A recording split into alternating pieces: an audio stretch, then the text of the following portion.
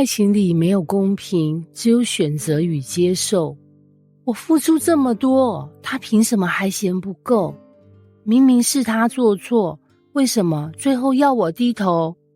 爱情不是应该公平吗？怎么总是有人多，有人少？在感情世界里，公平两字几乎人人向往，可是现实却一次次打脸我们。爱情似乎从来不是真的5-5分。有人在恋爱里像太阳，永远是主动发光发热的那一方；有人则像月亮，安静地接收光芒，却也习惯别人的照顾。当两个人相遇，往往就会出现谁付出多，谁付出少的比较。但是真相也许比你想的更残酷。爱情从来不是公平交易，而是选择与接受。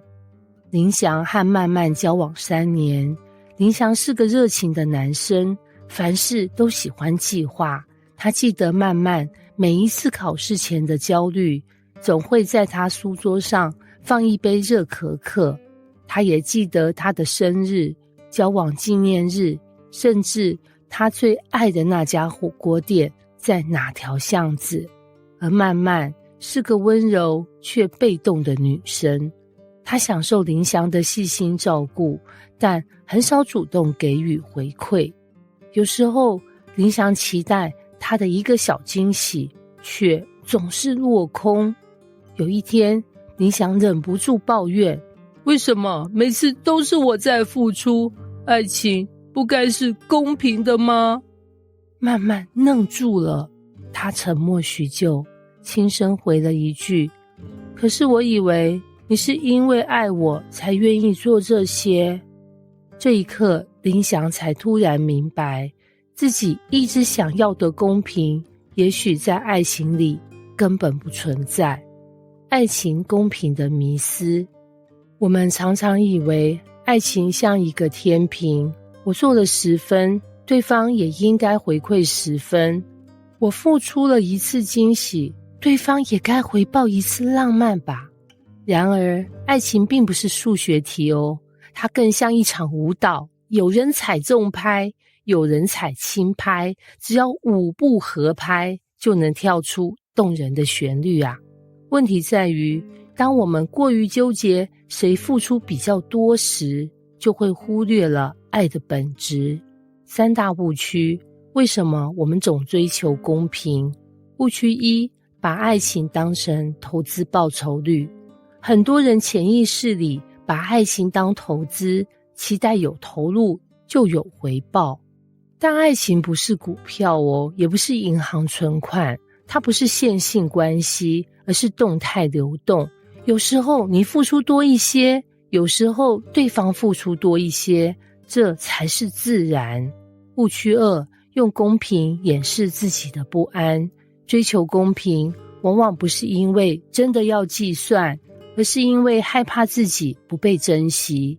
林翔之所以计较，不是因为真的想要慢慢买礼物，而是因为他想确认你是不是也一样在乎我。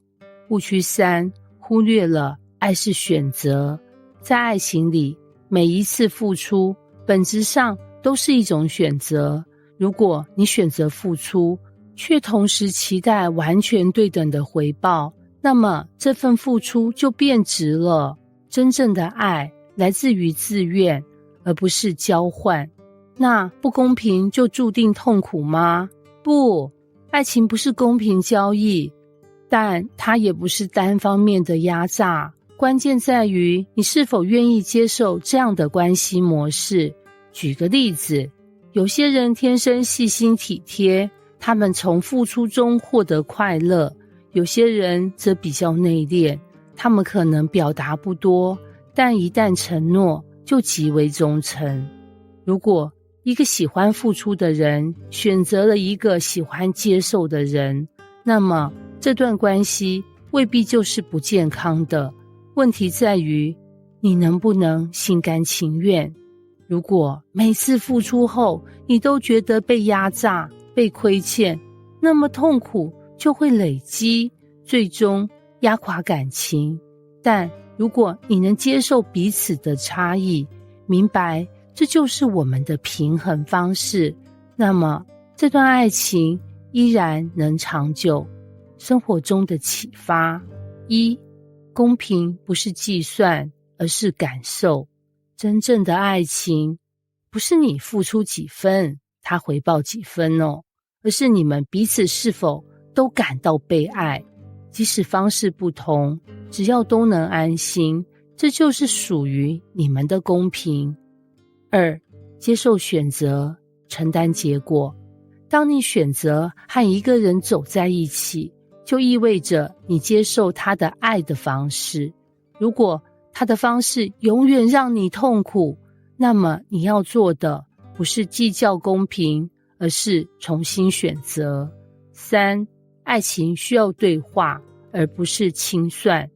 与其在心里默默算账，不如直接表达。我希望我们能有更多互动，我需要你的支持。真正的平衡来自于沟通，而不是冷冷的比较。现代社会的爱情迷雾，在今天这个人人都讲求权益的社会，爱情也被拉进了公平的框架。